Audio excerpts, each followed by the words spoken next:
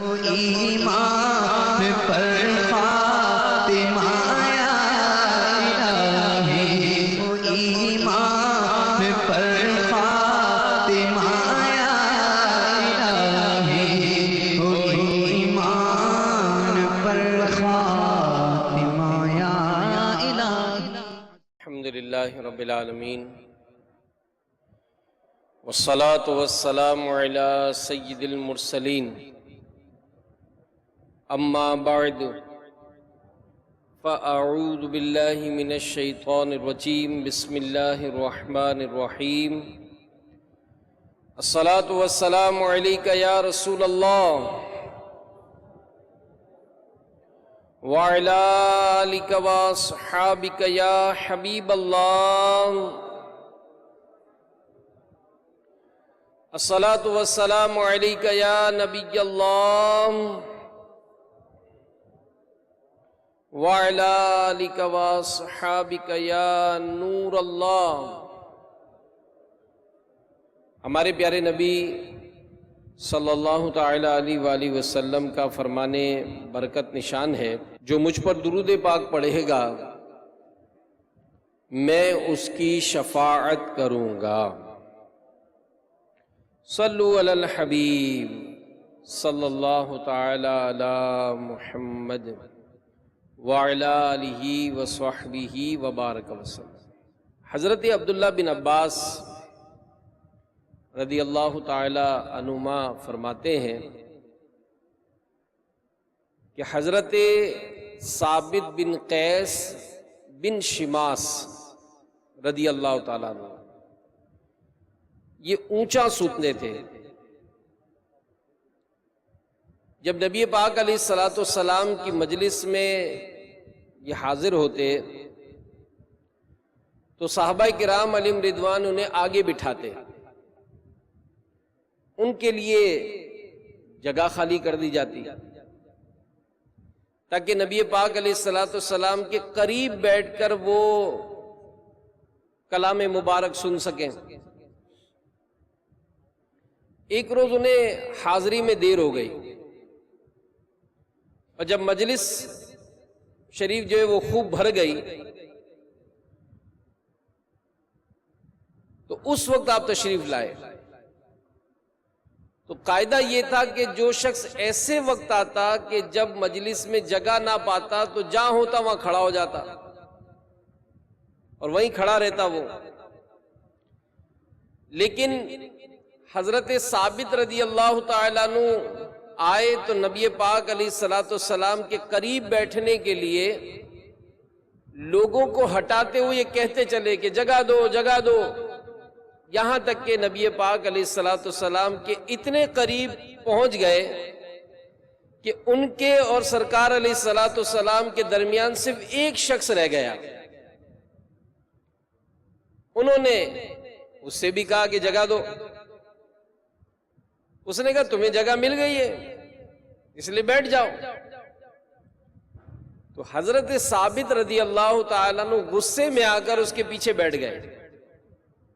جب دن خوب روشن ہوا تو حضرت ثابت رضی اللہ تعالیٰ عنہ نے اس کا جسم دبا کر کہا کہ کون؟ تو اس نے کہا کہ میں فلاں شخص ہوں۔ حضرت ثابت رضی اللہ تعالیٰ عنہ نے اس کی ماں کا نام لے کر کہا کہ فلانی کا لڑکا۔ اس پر اس شخص نے شرم سے سر جھکا لیا، کیونکہ اس زمانے میں ایسا کلمہ یہ آر دلانے کے لیے کہا جاتا تھا۔ اور اس موقع پر قرآن پاک میں ایک آیت نازل ہوئی، اے ایمان والو، مرد دوسرے مردوں پر نہ ہنسیں، ہو سکتا ہے کہ وہ ان ہنسنے والوں سے بہتر ہوں، اور نہ عورتیں دوسری عورتوں پر ہنسیں، ہو سکتا ہے کہ وہ ان ہنسنے والیوں سے بہتر ہوں، اور آپس میں کسی کو تانا نہ دو، اور آپس میں کسی کو تانا نہ دو، اور ایک دوسرے کے برے نام نہ رکھو۔ مسلمان ہونے کے بعد فاسق کہلانا کیا ہی برا نام ہے، اور جو توبہ نہ کرے تو وہی ظالم ہے۔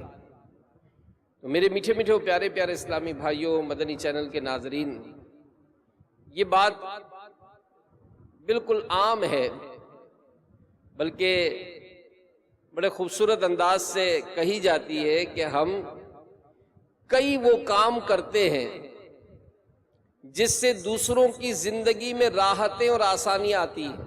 مثلا کسی سے ہمدردی کے 2 بول بولنا، کسی کی حوصلہ افزائی کرنا، کسی بیمار کی عیادت کرنا، کسی پریشان حال اور دکھیارے کی مدد کرنا، کسی کا پیارا دنیا سے چلا جائے تو اسے تعزیت کرنا، یہ کچھ ایسے کام ہوتے ہیں کہ جس سے سامنے والوں کی تکلیفیں کم ہو جاتی ہیں، ان کے دکھ ختم ہو جاتے ہیں، ان کے دکھ دور ہو جاتے ہیں۔ اور یہ اسلام میں ایک پسندیدہ عمل ہے، یہ اسلام میں ایک پسندیدہ عمل ہے کہ حوصلہ افزائی کی جائے جائز طریقے سے، بیمار ہو تو عیادت کی جائے کہ یہ ہمارے آقا کی سنت ہے، اگر غم زدہ ہو تو اسے تعزیت کی جائے، عیادت کی جائے۔ تو اس طرح کے جو عوامل ہوتے ہیں یہ بسا اوقات انسان کے دل میں خوشی داخل کرتے ہیں، اس کا حوصلہ بڑھاتے ہیں۔ اور اگر اس سے الٹ کیا جائے تو کئی ایسے کام ہیں کہ جس سے کام کرنے سے اس کی تکلیفیں بڑھ جاتی ہیں، ان کی زندگی مشکل ہو جاتی ہے۔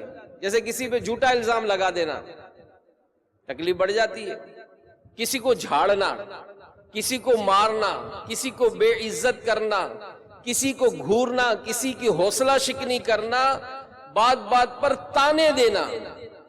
آج کا جو موضوع ہے وہ یہ تانے دینا، اور اسی مرض نے ہمارے اندر بہت سی دوریاں بھی پیدا کر دی ہیں، کیونکہ یہ بات دیکھی جاتی ہے کہ اگر تانا دیا جائے تو کہتے ہیں نا کہ یہ وہ ایسا عمل ہے کہ جس سے یوں سمجھے کہ زندگی اجیرن ہو جاتی ہے۔ کسی کے یہاں بیٹا پیدا نہیں ہوتا، گھر میں بہو آئی، پہلی بیٹی ہوئی، دوسری بیٹی ہوئی، تیسری بیٹی ہوئی، بیٹا پیدا نہیں ہوتا، اب اس کو تانے ملتے ہیں، تانے ملتے ہیں۔ اور اس کا نتیجہ کیا ہوا کہ ایک عورت نے ساس کے تانوں سے تنگ آ کر بچیوں سمیت زہر کھا کر خودکشی کر لی۔ اہل محلہ کے مطابق 30 سالہ خاتون کو جہیز نہ لانے اور بیٹیوں کی پیدائش کے سبب روز روز لڑائی جھگڑوں کا سامنا تھا۔ وہ ساس کی جانب سے شوہر کی دوسری شادی کرانے کی دھمکی پر شدید خوف کا شکار تھی۔ اب یہی تانے نے کیا کام دکھایا کہ اس نے نہ صرف خود بلکہ اپنی بچیوں کو بھی زہر کھلا دیا دنیا سے۔ اگر وہ مسلمان تھی اللہ تعالیٰ اس کی بے حساب مغفرت فرمائے۔ تو ہم دیکھتے ہیں کہ واقعی معاشرے میں یہ مرض ہے کہ یہ مرض اتنا بڑھتا ہے کہ اس سے جو ہے وہ زندگی اجیرن ہو جاتی ہے۔ اور جبکہ قرآن پاک میں ہم نے سنا کہ ہمارے پیارے رب عز و جل نے تانے دینے سے منع فرمایا، تانے دینے سے منع فرمایا۔ قرآن پاک میں ارشاد ہوا وَلَا تَلْمِزُوا أَنفُسَكُمْ وَلَا تَنَابَزُوا بِالْأَلْقَابِ، کہ اور آپس میں تانے نہ کرو اور ایک دوسرے کے برے نام نہ رکھو۔ تو میرے میٹھے میٹھے پیارے پیارے اسلامی بھائیوں، اگر دیکھا جائے تو یہ حدیثوں میں بھی اس معاملے میں جو ہماری رہنمائی ملی اور اس کے بارے میں جو تربیت دی گئی وہ یہی ہے کہ ہم اس کام کو نہ کریں، کیونکہ یہ کام مسلمانوں کا کام نہیں ہے۔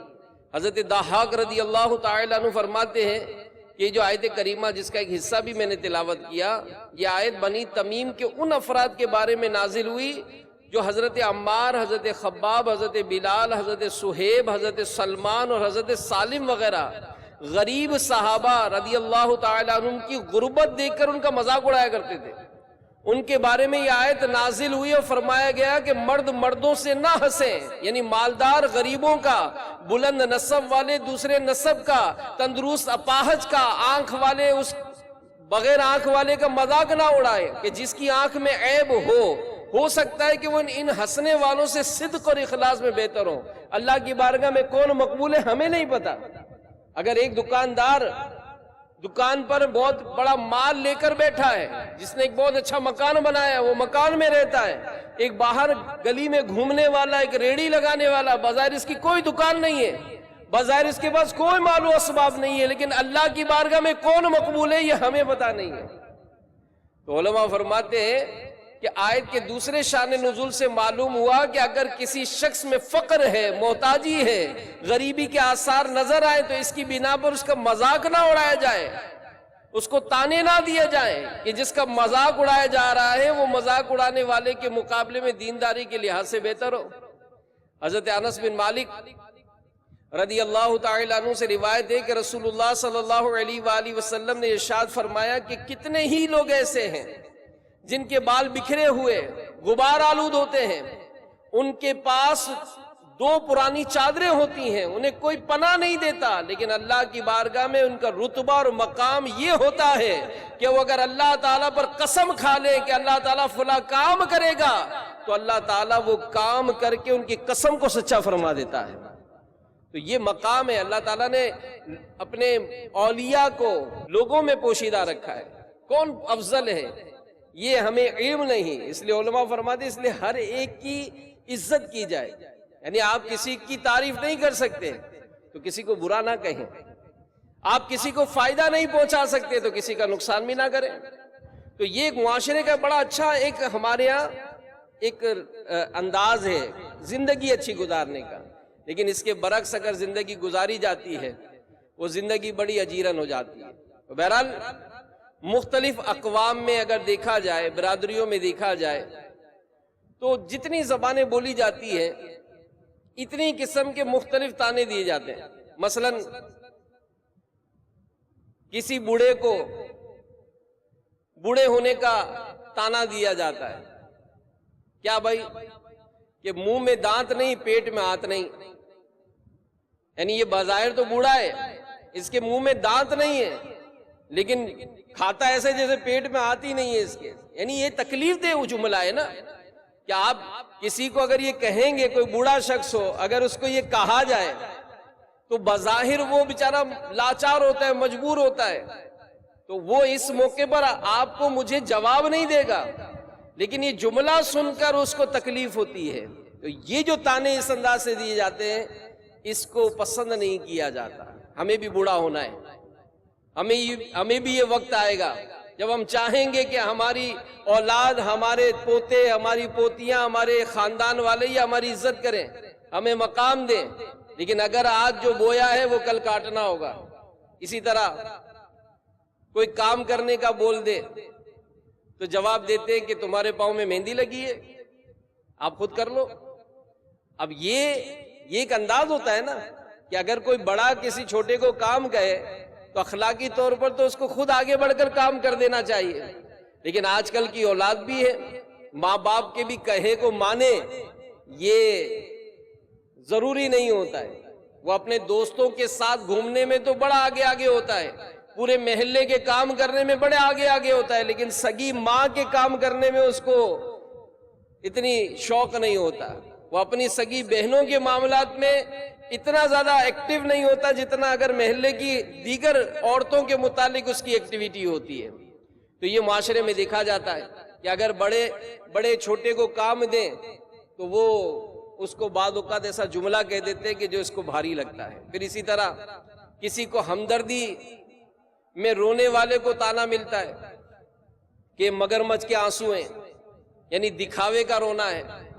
اب اگر کسی تکلیف کے سبب، کسی بھی مشکل کے سبب اگر یہ شخص رو رہا ہے تو اس رونے کو مگرمچھ کے آنسو کہنا کہ جھوٹا جھوٹا رو رہا ہے، اس کا رونے میں کوئی صداقت نہیں ہے، تو ایسے شخص کے بارے میں آپ کیا کہیں گے کہ یہ شخص جو کسی کو کہہ رہا ہے یقیناً تکلیف دہ عمل ہے۔ اسی طرح کسی کو نیچا دکھانے کی بات ہو تو غرور و تکبر کا مظاہرہ کرنے والا کیا جملہ بولتا ہے، تم کس کھیت کی مولی ہو، تمہارے جیسے کو تو بہت میں اپنی انگلیوں پہ نچا سکتا ہوں، یہ کر سکتا ہوں، وہ کر سکتا ہوں، حالانکہ ایسا کچھ نہیں ہوتا ہے۔ اور ظاہر ہے جو تکبر کرتا ہے وہ رب تعالیٰ کو پسند بھی نہیں ہے، تو ایسے جملے کہہ کر بھی سامنے والے کو تکلیف دے جاتا ہے۔ چھوٹی عمر والا سمجھانے کی کوشش کرے تو تانا ملتا ہے کہ چوٹی کے پر نکل آئے، یہ چھوٹا سا پدا جو ہے یہ مجھے سمجھانے آیا ہے۔ حالانکہ دین کے بارے میں اگر کوئی چھوٹی عمر والا بھی شخص کوئی بات کہے تو اس کی بات سمجھنی چاہیے۔ ہو سکتا ہے وہ دین کی ایسی بات سمجھائے جس کے سبب آپ گناہگار ہو رہے ہوں، لیکن اس معاملے میں نصیحت حاصل کرنے کے بجائے سامنے والے کو اس انداز سے ذلیل کیا جاتا ہے کہ وہ آئندہ بات کرنے کی ہمت نہیں کرے گا۔ اسی طرح کوئی ترقی کے لیے آئیڈیا پیش کرے کہ اگر یہ کام کر لیں تو اس کو تانے دی جاتے کہ یہ تو خیالی پلاؤ پکانے کی اس کی بہت مہارت ہے۔ تو یہ وہ جملے ہوتے ہیں جو ہمارے عام طور پر خاندانوں میں، برادریوں میں یہ بولے جاتے ہیں۔ بے روزگار ہے، کام نہیں مل رہا، اب سارا دن وہ کس طرح سے دفاتر کے دھکے کھا رہا ہے، کس طرح سے وہ اپنے معاملات کو ٹیکل کر رہا ہے، کس طرح سے اس نے افسروں کی باتیں سنی ہیں۔ یہ سارے کام کرنے کے بعد اگر گھر میں آتا ہے اداس سا کہ آج بھی نوکری نہیں ملی، تو تانا کیا ملتا ہے؟ کام کا نہ کاج کا، دشمن اناج کا۔ تو یہ جملے عام طور پہ معروف ہیں، بلکہ اگر کہا جائے نا تو کہتے ہیں یار ہمارے دادا بھی اسی طرح کہتے تھے، ہمارے ابا بھی یہی کہتے تھے، ہمارے تو نینیال میں، ددیال میں سب میں رواج تھا۔ تو بھائی چلو اگر رواج تھا تو آپ تو ختم کرو، کوئی تو صورت بنائے کہ اس طرح کے معاملات جو تکلیف دہ عمل ہیں، جو تکلیف دہ عمل ہے، اور ان چیزوں سے یقیناً اگر کوئی تصور کرے کہ یہ بات اگر کسی کو کہا جائے کہ آپ کو اگر کوئی علم کی بات ملی اور آپ نے کسی سے کہا تو کسی نے آپ کو کہہ دیا بھائی کیا چوٹی کے پر نکل آئے، جاؤ جاؤ اپنا کام کرو۔ اب یہ انداز کہ اگر آپ نے کوئی علمی بات کسی کو سمجھانے کے لیے کہی ہو، صرف آپ کو اس لیے کہ آپ چھوٹے، اگر آپ غریب آدمی ہیں، کسی سیٹھ نے آپ کو اس طرح سے جھاڑ دیا، یا اگر خواتین غور کریں کہ اگر آج وہ کسی سے کہتی ہیں، کوئی اگر ہمیں کہے تو بیٹیوں کی پیدائش کیا کسی کے گھر میں نہیں ہوتی ہے، لیکن اگر کسی عورت کو اس بات پہ تانے دیے جائیں، اگر اس کے ماں باپ غریب تھے اور جہیز نہیں لیا تھا، کیونکہ آپ نے رشتہ کرتے وقت اس بات کا اظہار کیا تھا کہ اللہ نے ہم کو بہت دیا ہے، ہمیں آپ کے مال کی کوئی ضرورت نہیں ہے، چلو اس نے ضرورت نہیں ہے نہیں دیا، اب آپ زندگی بھر کا اس کو تانا دیتے رہے۔ تو یہ دینا بعض اوقات فیل نہیں ہوتا ہے، لیکن جب خود اگر کریں، جب خود ہمارے ساتھ میں ایسا درپیش معاملہ ہوتا ہے تو اس معاملے سے بڑی تکلیف ہوتی ہے۔ امیر علیہ سنت دامت برکاتہم العالیہ کی ایک بات مجھے اس موقع پر یاد آئی تھی جب میں اس بیان کو دیکھ رہا تھا، کہ بعض اوقات ایسی چیزیں جو خاندانوں میں رائج ہوتی ہے نا، ہم اس کو ختم کرنے کے لیے ہمت نہیں کرتے کہ نہیں یار یہ تو پرانے لوگوں کی باتیں ہیں، بس صحیح ہے، ہمیں تو کسی کو برا نہیں لگتا۔ نہیں، برا لگتا ہے۔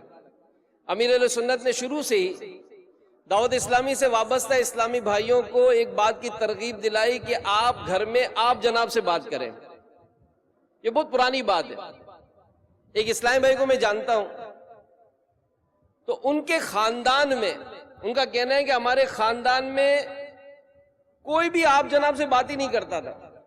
وہ کہتے ہیں کہ ایک مرتبہ میں نے امیر علیہ سنت کا بیان جمعرات کو اسی موضوع پر سنا اور ذہن بنایا کہ میں اب اپنے والدین سے، گھر والوں سے، سب سے آپ سے بات کروں گا۔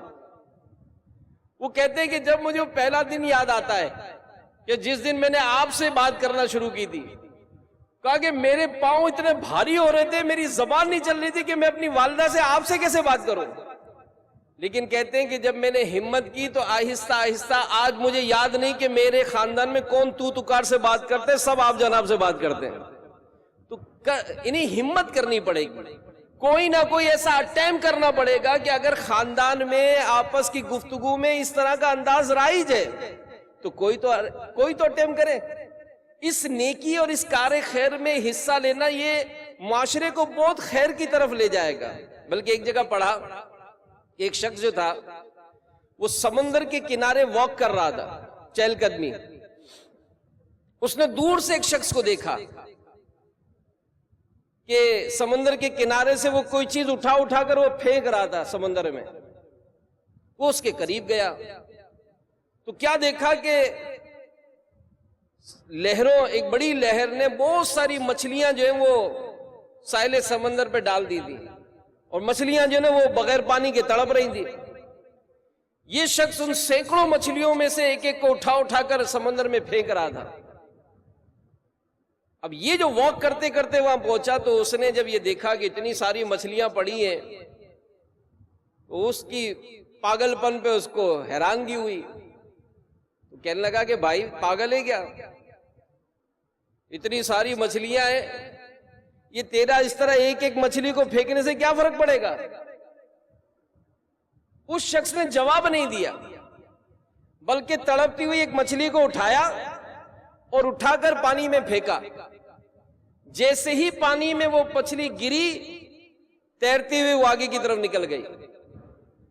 اس شخص نے مڑ کر دیکھا اور مسکرا کر کہا کہ فرق پڑا؟ سمجھیں گے بات ہے کہ میں نے بھلے ایک ہی مچھلی کو اٹھا کر پھینکا، اس مچھلی نے جیسے ہی پانی پایا تو تیرتی ہوئی آگے نکل گئی، تو فرق تو پڑا نا، ایک تو جان بچ گئی۔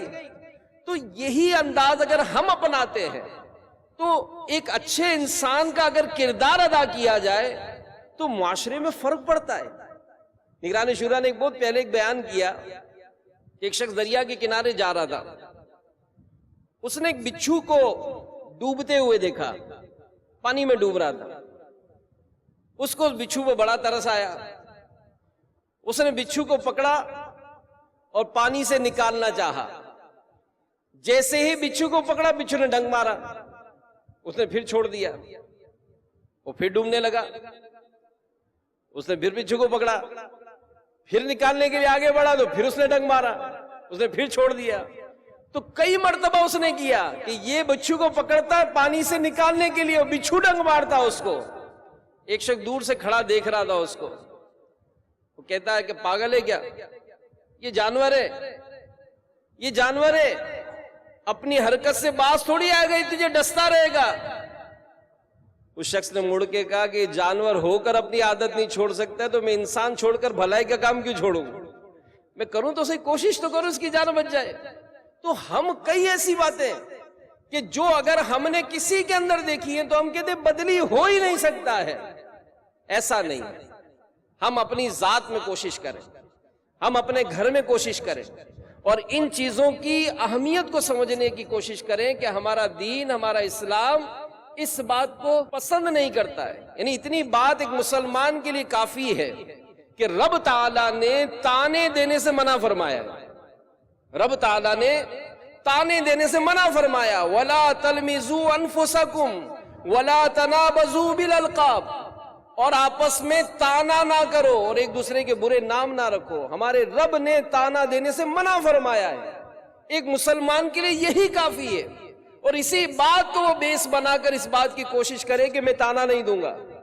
اگر میری ایسی عادت ہے، کیونکہ بعض اوقات جو بولنے والے ہوتے ہیں نا وہ بولتے ہیں، سیٹھ لوگ غور کریں، اپنے ملازموں کو بعض اوقات یہ حرام خور، سست، ڈھیلا، بے وقوف، تو گدھا ہے، اس طرح کے بعض جو ہے نا وہ نام دیے جاتے ہیں۔ اور یہ یاد رکھیے کہ اگر اس طرح کے بچوں کو کہا جاتا ہے یہ تو بالکل بے وقوف، یہ بالکل بے وقوف، یہ پڑھتا ہی نہیں ہے، آپ بچوں کے سامنے یہ کہتے نہیں، زندگی میں کبھی پڑھے گا نہیں، کیونکہ آپ نے شروع سے اس کو بے وقوف بنایا نا۔ آپ نے اپنی ہی اولاد کو ہمیشہ بے وقوف ہی کہا ہے، آپ نے اپنے ہی بچے کو ہمیشہ بزدل ہی کہا ہے، آپ نے اپنے بچے کو ہمیشہ نکھٹو ہی کہا ہے، تو یہ کیسے آگے بڑھے گا؟ تو یاد رکھیے کہ الفاظ یہ بڑا اثر رکھتے ہیں، الفاظ بڑا اثر رکھتے ہیں۔ آپ اس طرح کی کیفیت کو چینج کریں۔ ٹھیک ہے، آپ کے بڑوں نے بھی آپ کو ایسا کہا ہوگا تو چلو آپ کو کہا نا، آپ تو اپنے بچوں کو نہ کہو۔ آپ کے استادوں نے آپ کو ایسا کہا ہوگا، آپ تو نہ کہو۔ تو یہ بڑا فیکٹر ہے، بڑا اہم سبب ہے کہ جس کے سبب جو ہے وہ حوصلے پست ہو جاتے ہیں۔ مختلف قسم کے تانے یہ ہمارے معاشرے میں عام ہیں، رنگ رنگ کے تانے دیے جاتے ہیں، غربت کا تانا دیا جاتا ہے، اور غریب ہے تو اس میں کیا قصور ہے، اس کا کیا قصور ہے؟ اگر اس کا کالا رنگ ہے تو اس کا کیا قصور ہے بھائی؟ اگر اس کا قد چھوٹا ہے تو اس میں کیا قصور ہے اس کا؟ اگر اس کا قد لمبا ہے تو اس کا کیا قصور ہے؟ اگر یہ سوکھا دبلا پتلا ہے تو اس کا کیا قصور ہے؟ اس نے کوشش تو کی ہے، آمدنی ہی کم ہے تو اس کا کیا قصور ہے؟ لباس اگر وہ سستا پہنتا ہے، نہیں ہے اس کی گنجائش، کیا قصور ہے اس کا؟ وہ اگر گھر میں کوئی اچھا فرنیچر نہیں لے پا رہا، اس کا کیا قصور ہے؟ اس کے گھر میں کوئی ایسا رہن سہن کے کوئی ڈیکوریشن ایسے پیس نہیں ہے تو کیا قصور ہے اس کا؟ اسی طرح اگر کسی سبب سے اس کی بیٹی کو طلاق ہو گئی، اب پورے خاندان کو اس معاملے میں تانے ہی دیتے ملتے رہے کہ طلاق والی کا باپ ہے، یہ طلاق والی کی بہن ہے، یہ طلاق والی کا بھائی ہے، یہ طلاق والی کی ماں ہے. آپ بتائیں یہ جملے اچھے؟ تکلیف دیتے، یہ تکلیف دیتے. اگر کسی کا کسی سبب سے بھی موٹا ہے، اس میں اس کا کیا قصور ہے؟ اسی طرح گھریلو کام کاج نہیں آتے، ٹھیک ہے، اس کے باپ نے ماں نے اس کو بڑا ناز سے پالا ہے، شادی ہو گئی، اب ہر گھر میں نہیں کرایا جاتا، جھاڑو پوچھا نہیں کرایا جاتا ہے، ہر گھر میں کھانا پکانا نہیں سکھایا جاتا ہے. آپ کو پہلے معلومات لے لینی چاہیے نا. اب جب شادی کر کے بہو کو لے آئے تو ساس اس کو پہلے دن سے ہی تانا دے کہ تجھے تو برتن مانجنا نہیں آتے. تو بھائی تو اس کے ماں باپ نے کبھی برتن منجوائے نہیں، اس کے گھر میں تھی سہولت. اب اگر آپ کے گھر میں برتن مانجنے ہیں تو آپ تربیت دے دینا اس کو. اگر اس کو جھاڑو دینا نہیں آتی تو ٹھیک ہے، نہیں آتی، آپ دے دینا اس کو. بھائی اس کے باپ نے ایک آٹومیٹک واشنگ مشین رکھی تھی، میلے کپڑے ڈالتے تھے، دھلے ہوئے سوکھے ہو کے نکلتے تھے. اس نے کبھی وہ آپ کے ڈنڈوں سے مار مار کے کپڑے دھوئی نہیں ہے، اس میں اس کا کیا قصور ہے؟ قصور تو آپ کے گھر کا ہے. کیا آپ کے گھر میں ایسی آٹومیٹک مشین نہیں ہے؟ اگر آپ کے گھر میں نہیں ہے تو آپ اس کو برش سے رگڑنا سکھا دینا کہ کیسے میل اترتا ہے، بلکہ اس کو دکھائے، دیکھ یہ تو نے کپڑے دھوئے، یہ تو نے کام کیا ہے. نہیں کیا، نہیں آیا تو آپ سکھا دیں. کوئی ایسا طریقہ کار، کوئی ایسا معاملہ، کوئی ایسا انداز، یہ معاشرے کو بیسٹ کرے گا. آپ کی تربیت دینا یہ آپ کے پورے گھر کو ایک اچھا ماحول بنائے گا. آپ کا اپریشیٹ کرنا، آپ کا اپریشیٹ کرنا، آپ کی حوصلہ افزائی کرنا اس کو بڑا بڑا آگے لے جائے گا. ایک شخص کہتا ہے کہ مجھے میرے والد کی ایک بات بڑی پسند تھی. اس نے کہا کہ مجھے اپنے والد کی ایک بات بڑی پسند تھی. وہ بات کیا تھی؟ کہ وہ گھر میں پکی ہوئی ہر چیز بڑے شوق سے کھاتے تھے. میری ماں جو بناتی تھی نا بڑے شوق سے کھاتے تھے. اور اگر کوئی واقعی اچھی چیز پک جاتی تو کھانے کے بعد میری والدہ کو 5 یا 10 روپے انعام میں دیتے تھے کہ یہ لو بھائی آج کھانا بڑا اچھا بنا، آج تمہارے لیے 5 روپے، آج تمہارے لیے 10 روپے. تو کہا کہ والد صاحب کا انتقال ہو گیا.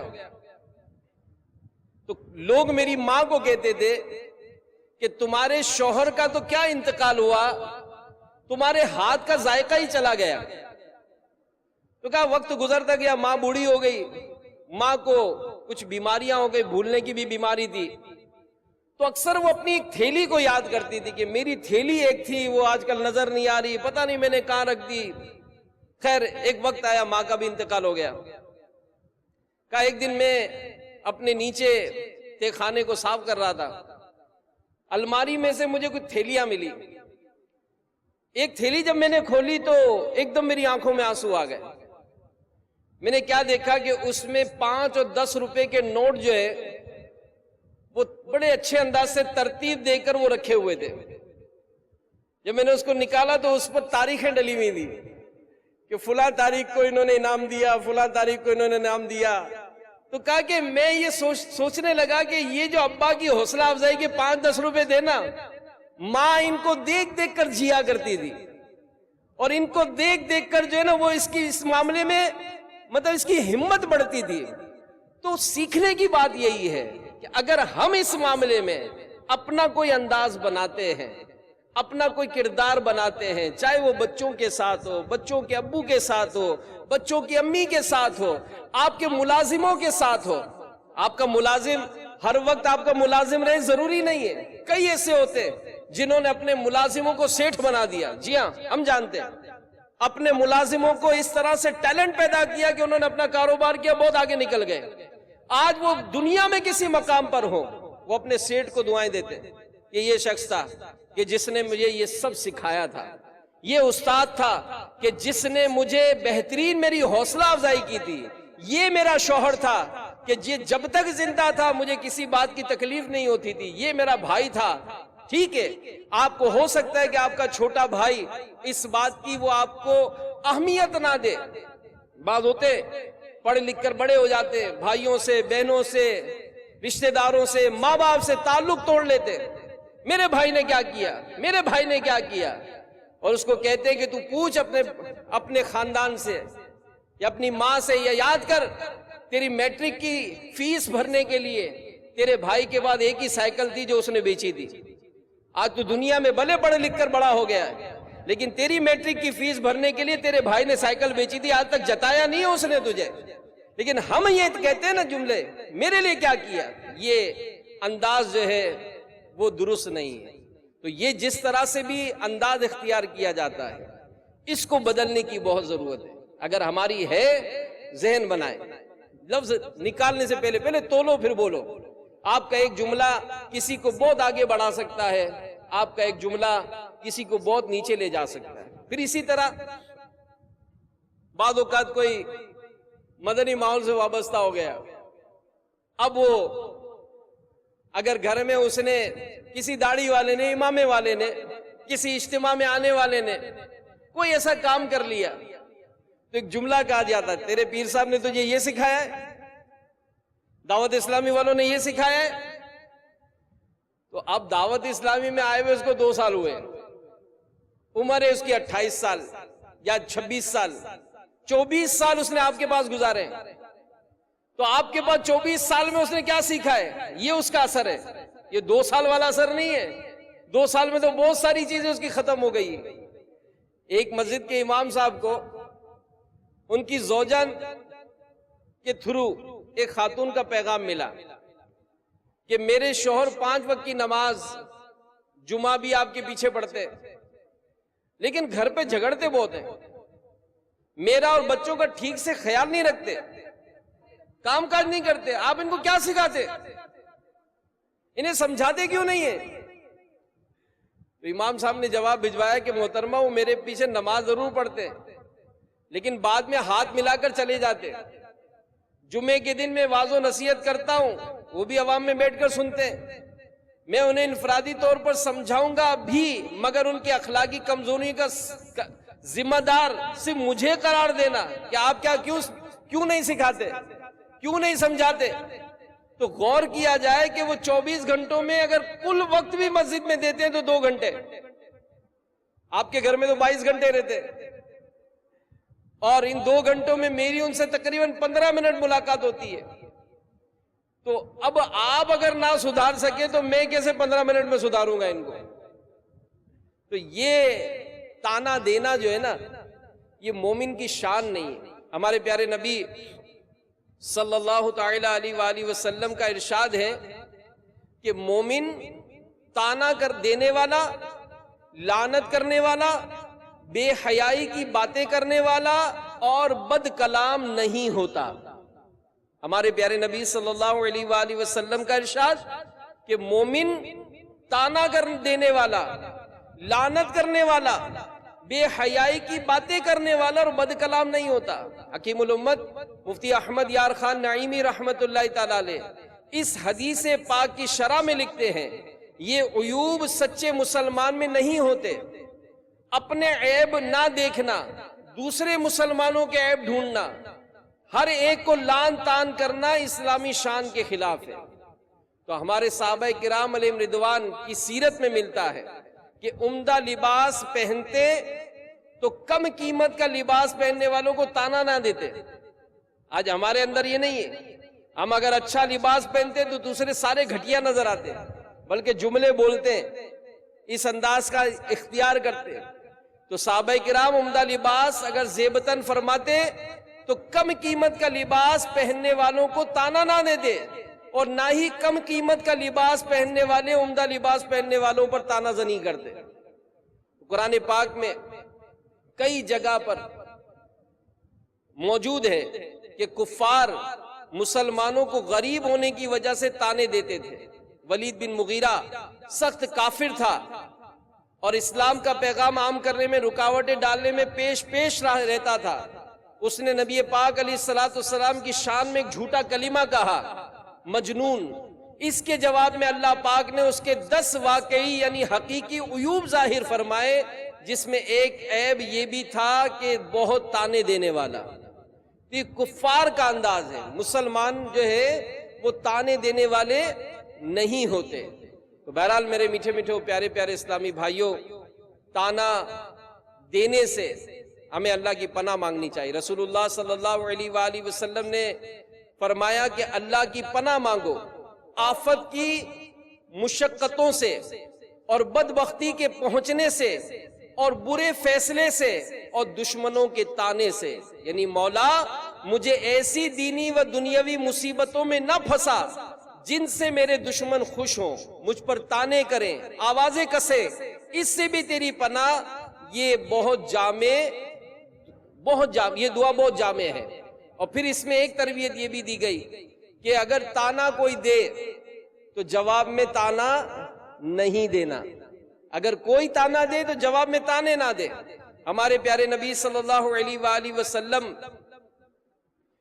کا فرمان ہے، اگر کوئی شخص تمہیں تمہارے کسی عیب کا تانا دے تو تم اسے اس کے عیب کا تانا ہرگز نہ دو، کیونکہ تمہیں اس کا ثواب ملے گا اور تانا دینے والے پر وبال ہوگا۔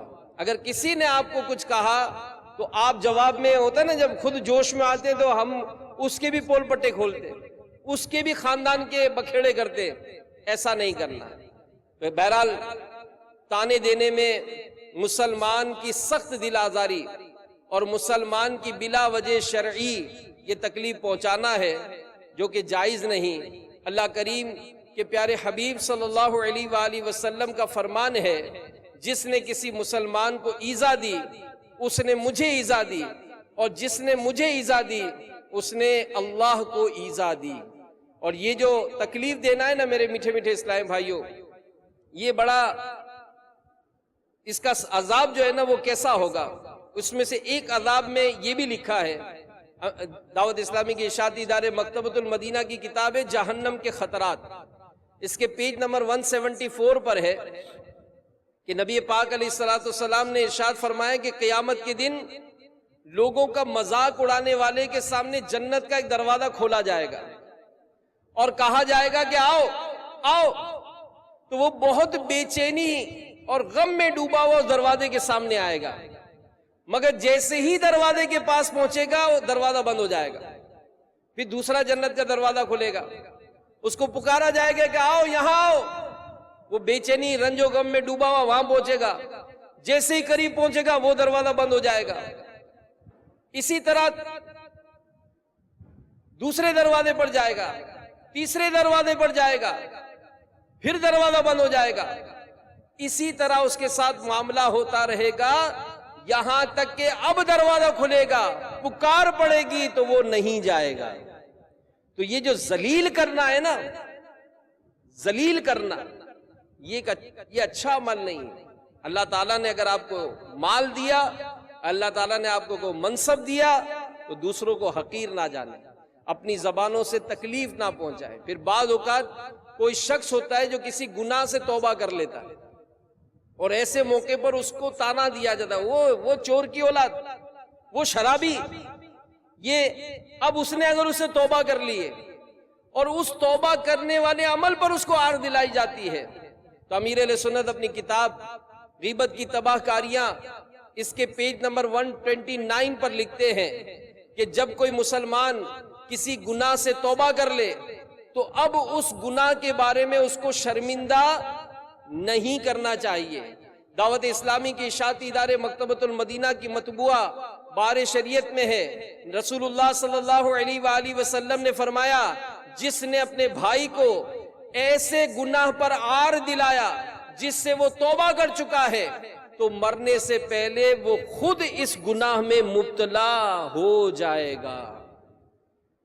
حضرت سیدنا شیخ عبد الوہاب شعرانی رحمت اللہ تعالیٰ علیہ فرماتے ہیں کہ حضرت سیدنا یحییٰ بن معاذ رازی رحمت اللہ تعالیٰ علیہ فرماتے ہیں، عقل مند کو چاہیے کہ کسی کو اس کے اس گناہ کی وجہ سے آر یعنی شرم نہ دلائے جس سے وہ توبہ کر چکا ہو، کیونکہ میں نے ایک بار کسی کو توبہ کے باوجود اس کے گناہ کے سبب آر دلائی یعنی شرمندہ کیا، تو 20 سال کے بعد میں خود اس میں مبتلا ہو گیا۔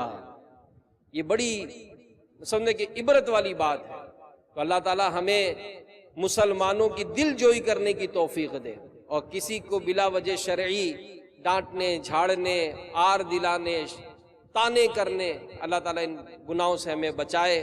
دعوت اسلامی کے مدنی ماحول سے وابستہ رہیں، اور میں سب کو مشورہ دوں گا ہر ہفتے کو ہونے والے مدنی مذاکرے میں شرکت یہ اپنا معمول بنائیں۔ اللہ تعالیٰ ہم سب کو اس کی برکتیں نصیب فرمائے، آمین بجاہ النبی الامین صلی اللہ علیہ وآلہ وسلم۔ ایمان پر خاتمہ